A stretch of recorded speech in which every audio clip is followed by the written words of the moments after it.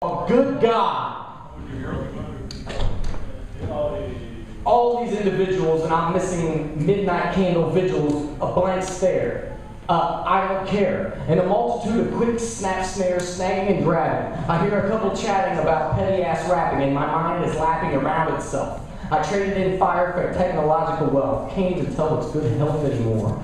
Everybody's keeping track, adding up the score.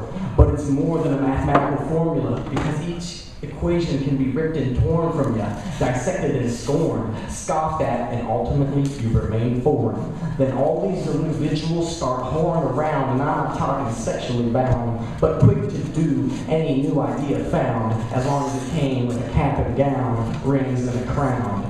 Accepted by the local people of the local town, and has a sound that breaks all the sound barriers, came with the instructions on the interior, so that nobody is made to feel inferior. And if that's you, then I'm inferior, because who knows what you want to take away from me.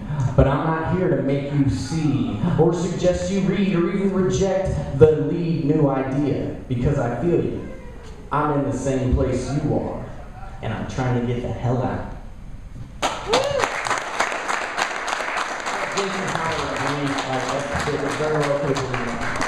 And this title is actually the bulk of the poem, and it has nothing to do with me. It's the poetry, so don't be confused by this title. It's called "Bringing Sexy Back to Freedom of Speech." It's not me, it's the words. Pay attention to that. Sure.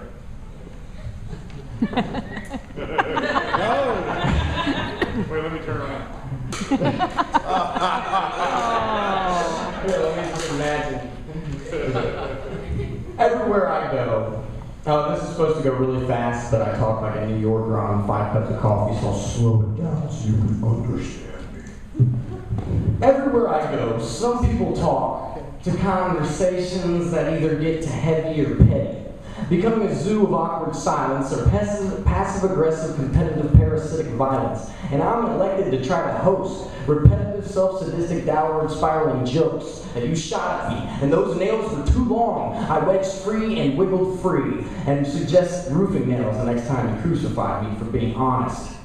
For being honest, I get put on voicemail bombless, blowing up like got milk ads in 1990s advertisements, subliminal sexual progress.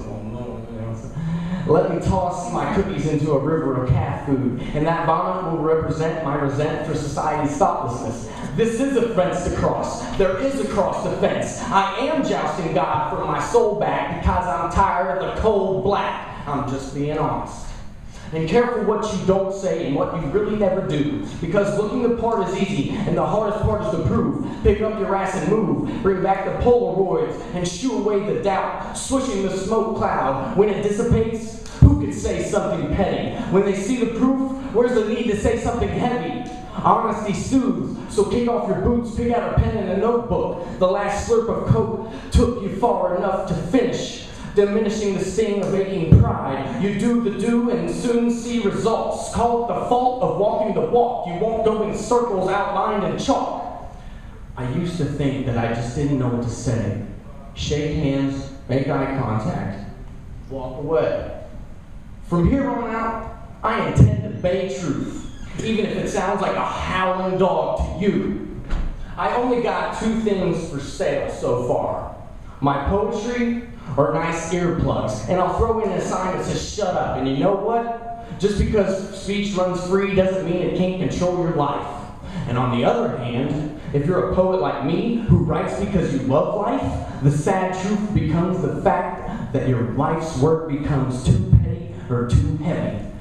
I'd rather try to go deep. So a last kiss before I jump to the cerulean abyss. A heart of gold, my sinker signed anonymous.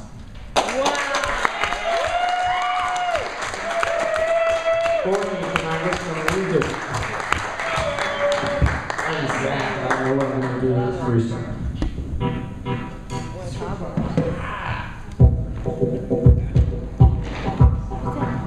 Now don't you ever try to burn me. Remember Topsy Turvy? Kicked him in his boots and he started to swerve. G, I use this mop top as a sweeper. Get the stage clean and his sneakers high. Got dirty shoes and tore pants. This came with experience, not a dance done by these kids dressed up to the top with a hollister, I'd rather cock block at your party. Make sure that girl thinks you have herpes while you're drinking Bacardi. Then sneak back to the corner and watch Time Warner episodes of I don't know, and that's my flow, and I'm doing it right here. And everybody else needs a pen, time, and a beer. But you know what? That's kind of slutty. And a big butt, yeah, I'm getting nutty. Like a bars are too far. You know the only star I'm grabbing for was made by David. And you can slave shit for the clocks and the things on the wrists that look like rocks, but really they're just something to get you robbed in the middle of the street. Is that the reason you got bodyguards and heat? Or is it because you're faking rap and you really can't fight and it's all a verbal attack? Motherfuckers can't back it. While I'd rather tear my shirt off and motherfucking smack you sound out the sky and get a foul called on me.